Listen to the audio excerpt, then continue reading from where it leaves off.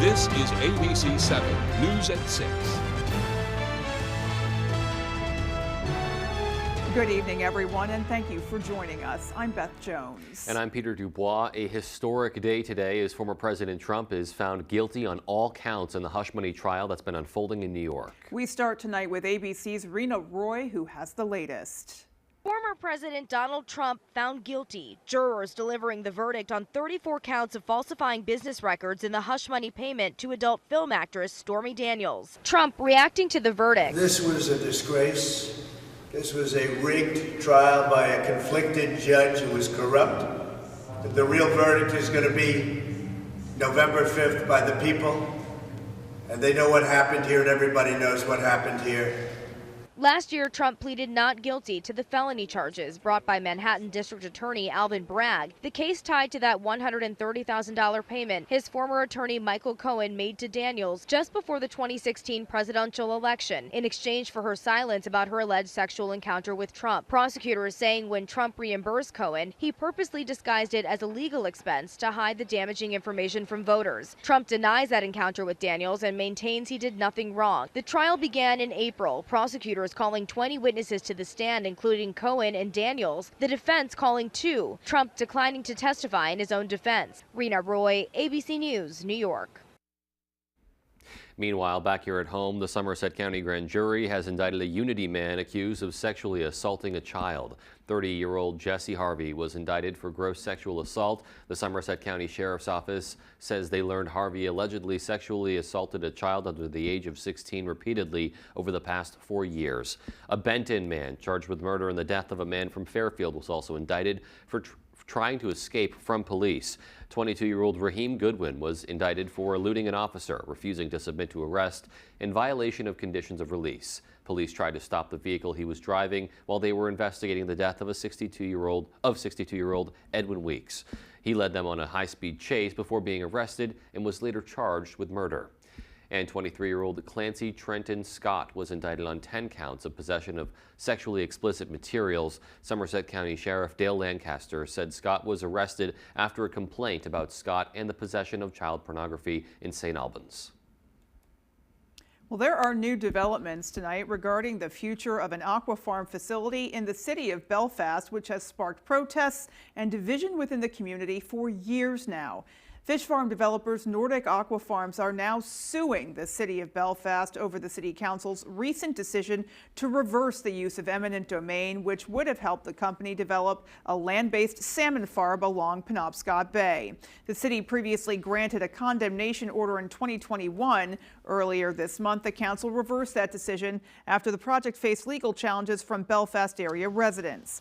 According to an attorney representing Nordic, the lawsuit filed on May 16th argues that Belfast should have worked to confirm the city's border before enacting the use of eminent domain action.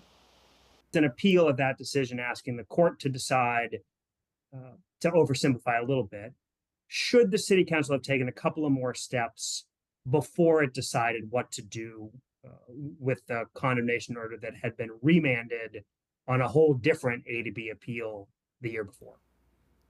We reached out to an attorney for the city of Belfast who says the city has yet to be served with the lawsuit and they would not be providing any additional comments at this time. Nordic Aqua Farms officials say they are dedicated to completing the development of a permitted on-land aquaculture facility in Belfast. The Maine Public Utilities Commission has rejected a proposed settlement that would have provided partial refunds to thousands of Electricity Maine customers.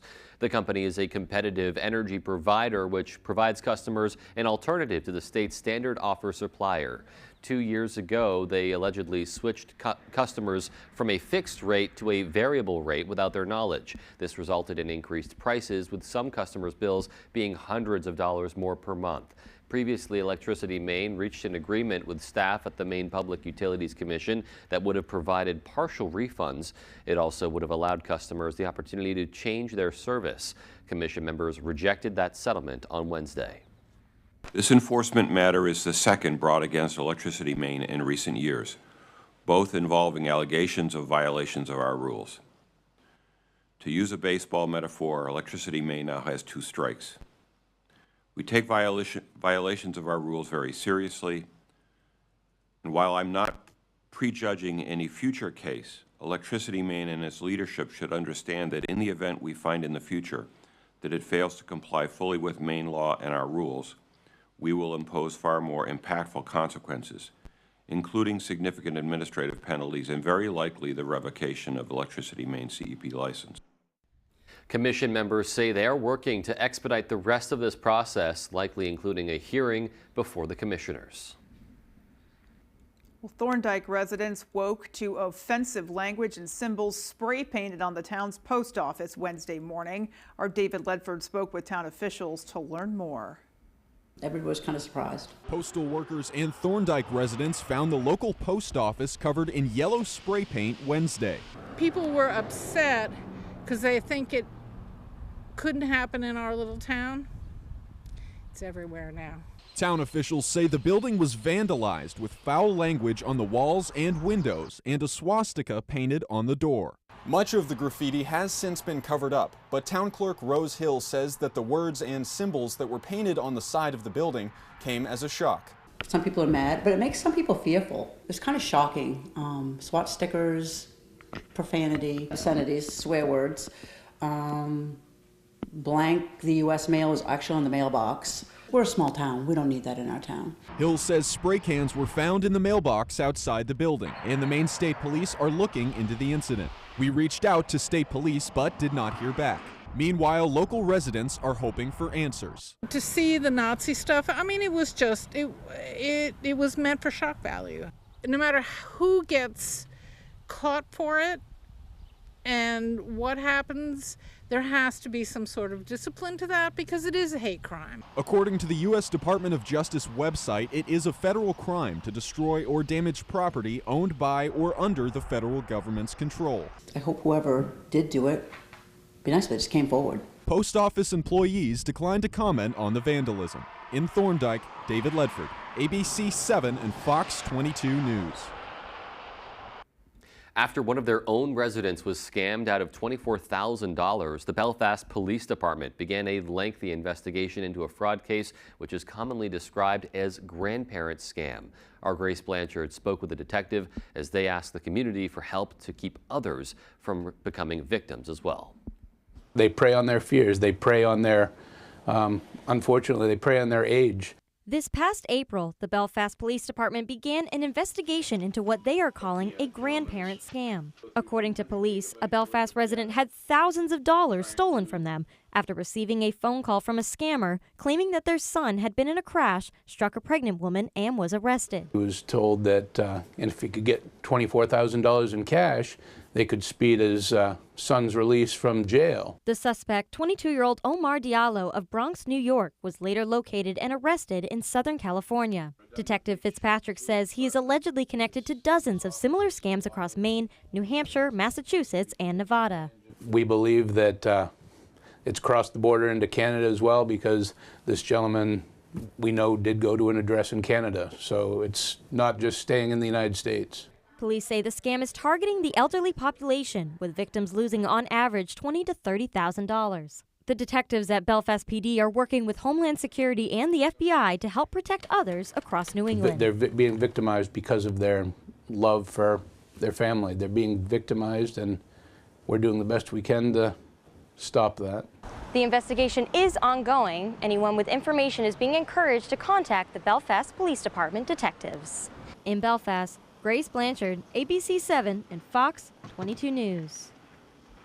You really just hate to hear that kind of thing happening to anyone. They always do seem to prey on the elderly, and it's just so heart-wrenching to know that those people have lost out on tens of thousands of dollars. I mean, that could mean their independence, their ability to stay in their home or help their family. It's just terrible. All out of the goodness of their heart, too. You know, it's their intention to be helping a loved one.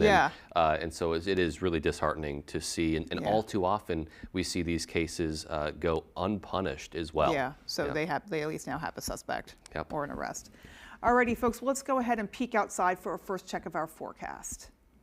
All right, Beth and Peter, thank you. Happy Thursday. Your first weather is brought to you by Physical Therapy Centers, your balance center providing relief for people who are experiencing issues with pain, dizziness, or balance. All right, let's talk about the weather out there today. High temperatures up near 70 here in Bangor, 67 for Bar Harbor. A very comfortable day with some sunshine and some clouds, but the clouds out there now get out of here tonight. Tomorrow is going to be a very nice day. So a couple of sprinkles out there right now. We're going to fall apart this evening. We'll have decreasing clouds overnight, and then tomorrow again, high temperatures up, low to mid 70s tomorrow. We're not going to stop there. In fact, there are a couple 80s in the 5-day forecast for us, as this is all high pressure building in that way. We are finally in for a very nice couple days around here, and that will include the weekend. Our forecast then for tonight, though, is partly cloudy skies to mostly clear skies delayed. There could be some dense fog in there as well. Look for low temperatures down near 48. Your full forecast is coming up.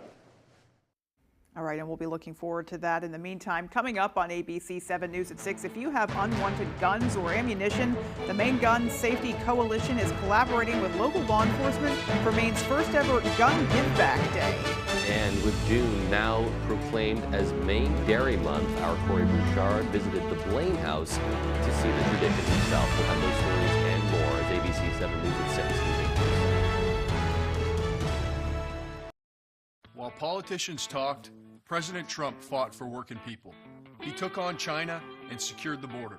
I'm Austin Terrio, former NASCAR driver and small business owner. I'm proud to have President Trump's endorsement. Together we'll secure the border, stop Biden's electric vehicle mandate, and bring back American manufacturing. I'll fight to make sure our best days are ahead. Endorsed by President Trump. Austin Terrio for Congress. I'm Austin Terrio, and I approve this message. Dear Savvy Traveler, airline food isn't what it used to be. I need to fuel up before I fly. Dear Hangry, you can fill up before takeoff at Bangor International Airport. The Highlands Cafe has quick and casual. The Refueler Pub and Grill has heartier fare. And the Post Security Cafe, other side of TSA, offers a pick-me-up before wheels up. Bon appetit and bon voyage, Hangry. And remember, the savvy travel through Bangor International Airport. Flybangor.com.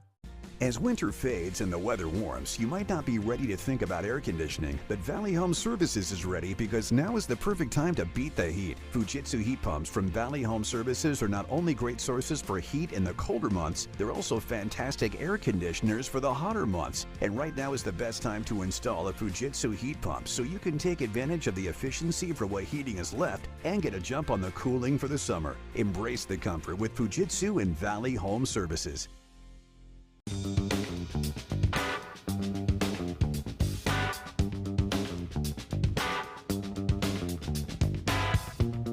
Roto-Rooter has served the greater Bangor area and beyond for 35 years, offering plumbing, hydrojetting, snaking, descaling, video inspection, and grease interceptor cleaning services.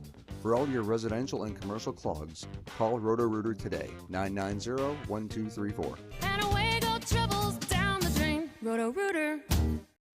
You're watching ABC 7 Bangor.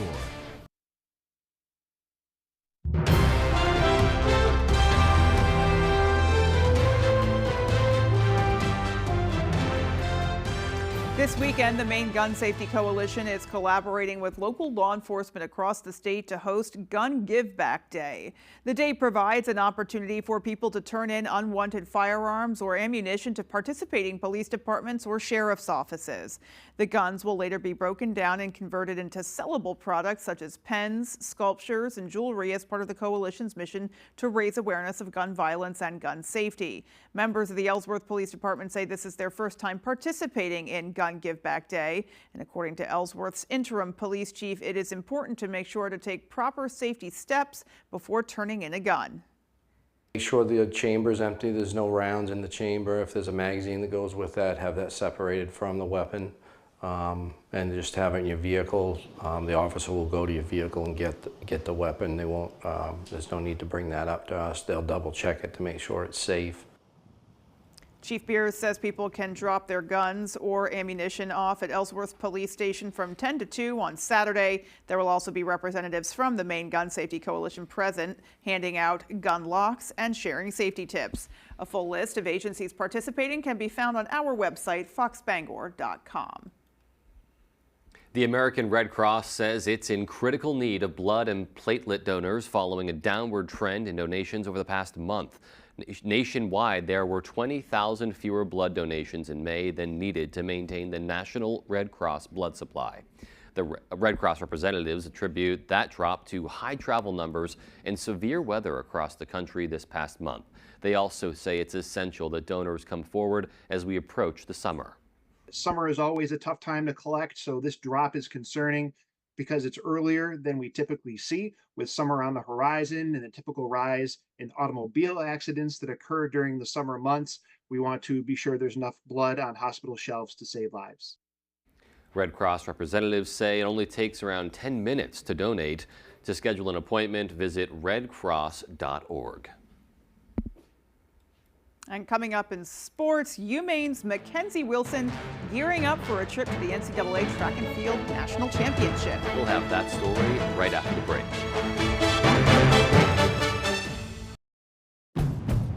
Get a great offer on the stylish Civic or HR-V and drive in the moment. Buy online, reserve from select dealers, or hurry into your local Honda dealer today. At AAA, saving money means as much to us as it does to our members. Nikki saved her family over $450 by switching to AAA auto insurance. Marianne switched and saved $350. And Philip saved over $400. Now is a great time to review your auto insurance policy. AAA is here to help you with your auto, home, and life insurance needs. Call 844-AAA Insurance or visit AAA.com for an auto insurance quote today. AAA, we're always with you.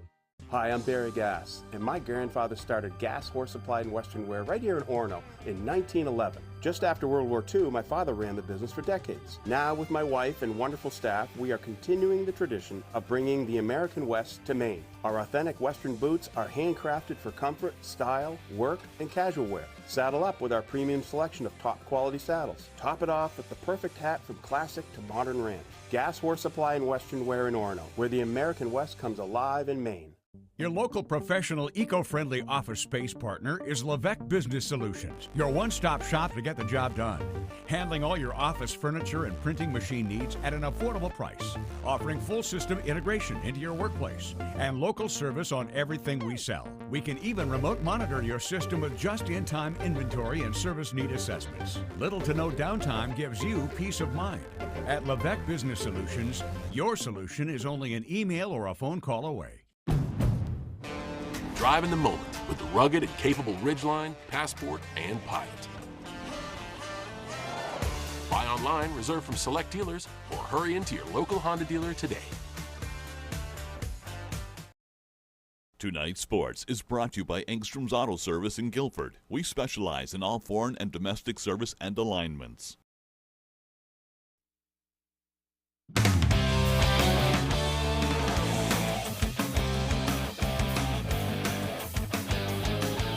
Hey everybody, Ryan Sudol here. Thank you so much for joining us. Let's start out on the track. As announced last week, Maine senior hammer thrower Mackenzie Wilson will be competing in next week's NCAA National Championships. Her 9th place finish at the prelims with a 61.89 meter throw was enough to get her to Oregon for her first nationals berth of her career. She's also the first black bear in many years to make it there. A dream since she set foot in Orono 5 years ago. She couldn't think of a better way to call it a career.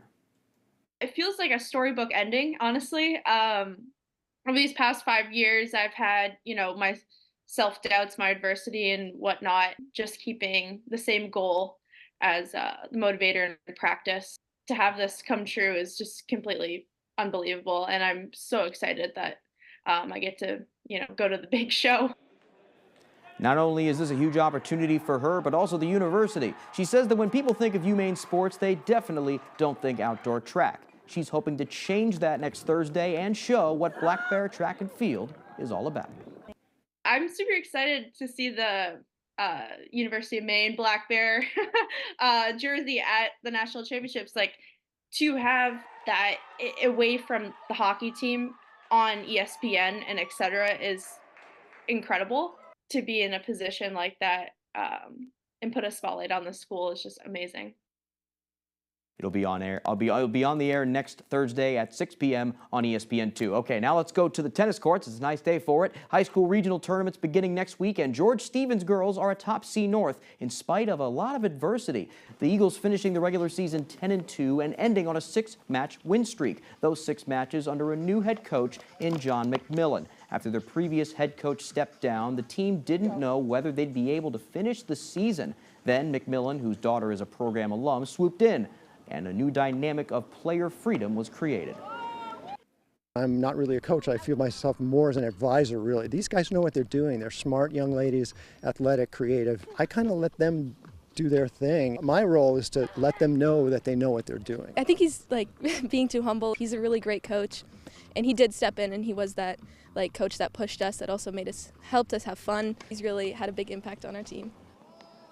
After a first-round loss last year as the 2 seed, GSA knows they need to lock in more than ever for this year's tournament, especially with teams like Matt Knockcook near the top, who they haven't faced yet this year. But if they, at the same time, stay loose and have fun, they can take this thing all the way. What's been working for us is just having fun and been just playing the sport that we love. So I think if we get too obsessed with the pressure, then that will be our downfall. I don't think anyone really has expectations except we're going to go out there and just do the best we can. That would be really amazing to be remembered as that team, especially for me, at least for my last year. That would be really special. All right, that's all the time we have for sports. Here's Jeff Weller with your full 5-day forecast.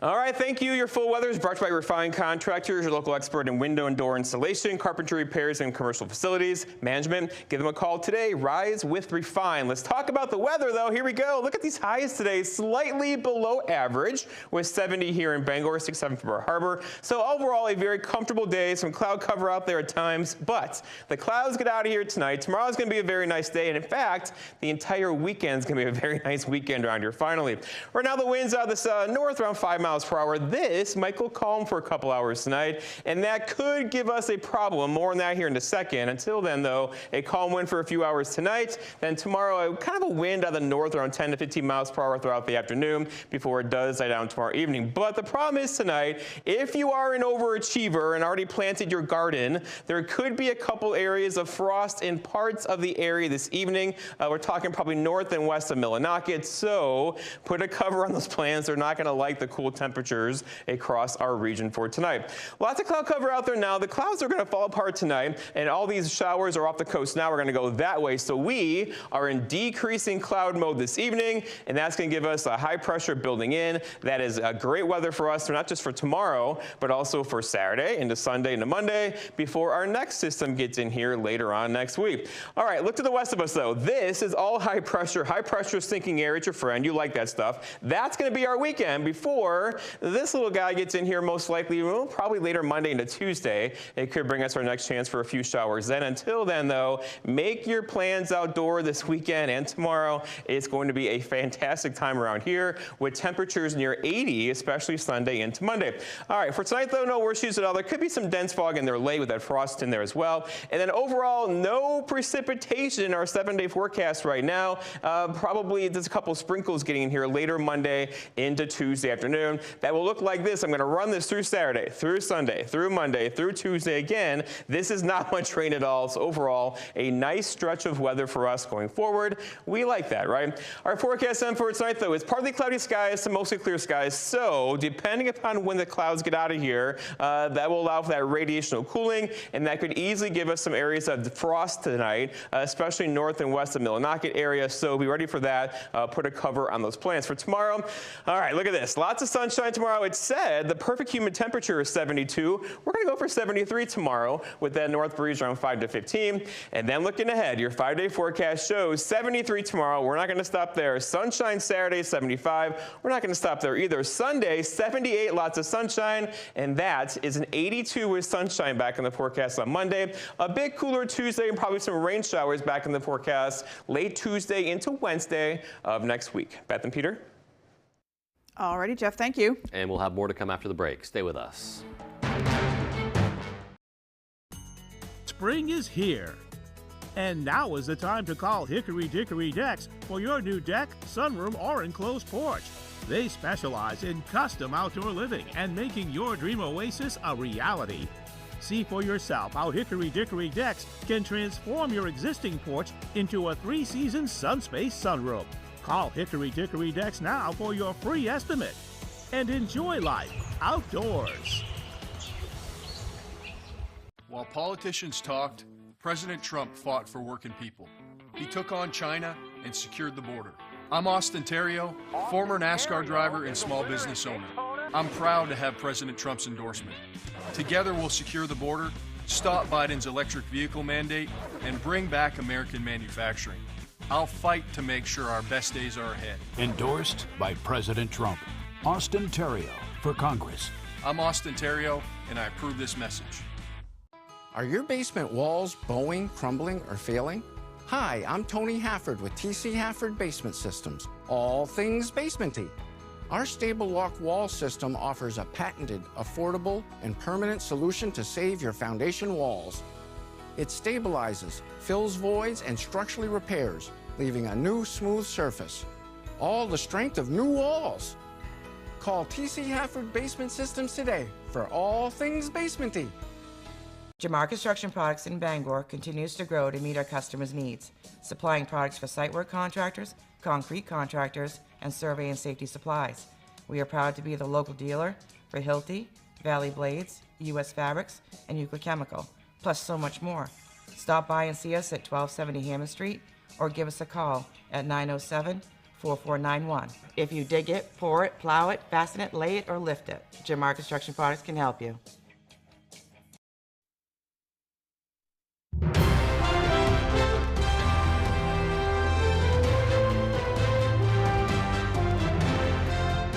Welcome back. June is National Dairy Month, a time to celebrate dairy in Maine and across the country. At the Blaine House, a celebration was held to also acknowledge June as Maine Dairy Month. Our Augusta reporter Corey Bouchard was there.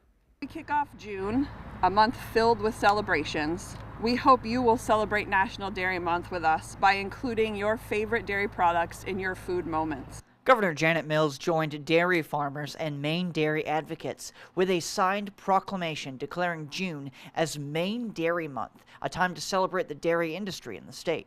Dairy farms, as we all know, are at the heart of Maine's agricultural industry, our rural communities, and our economy as a whole. Betsy Bullard, a dairy farmer from Turner, says a lot of the dairy products you purchase in Maine are most likely from a Maine farm. One way you can tell is by looking for the processing code. If it starts with the numbers 2, 3, it's from Maine, which also means it's probably fresher than you think. It's a fast one. So when we think about local, when my cows are having a snack this morning, my cows are milked 3 times a day, and every day that milk heads to a processing plant here in Maine.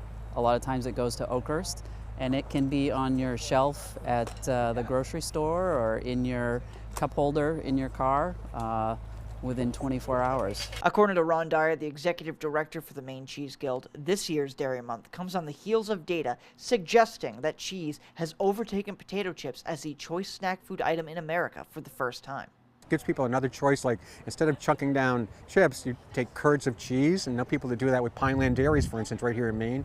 You go into Hannaford, and they got their curds right in easy to use containers as well as big packages. The group ended the celebration by having a toast with milk and cookies. At the Blaine House, I'm Corey Bouchard for ABC7 and Fox 22 News.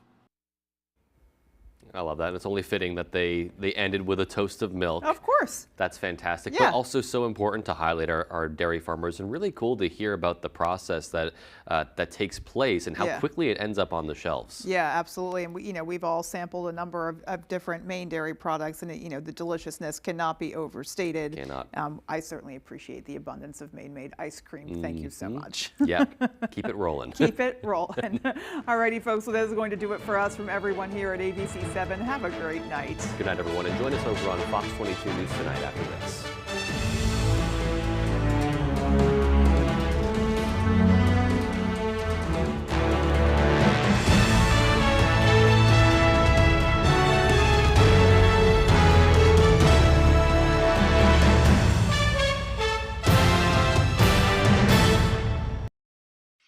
With so much at stake, so much on the line, more Americans turn here than any other newscast. ABC News World News Tonight with David Muir, America's #1 most watched newscast across all of television.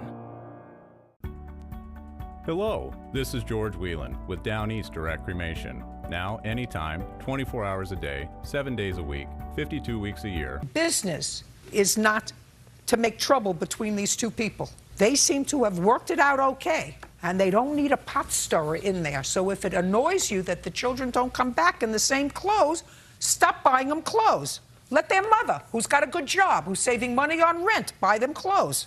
The case is dismissed. Goodbye. Thank you. Audio excused. You may step out. Judge Judy continues in a moment. And on the next Judge Judy. My opinion's the only one that counts.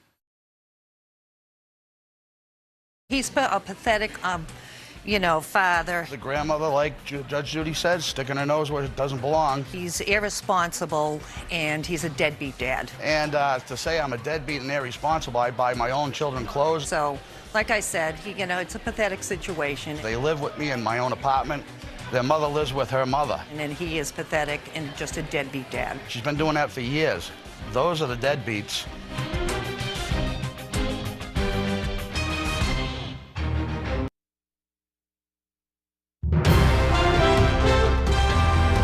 This is Fox 22 News Tonight.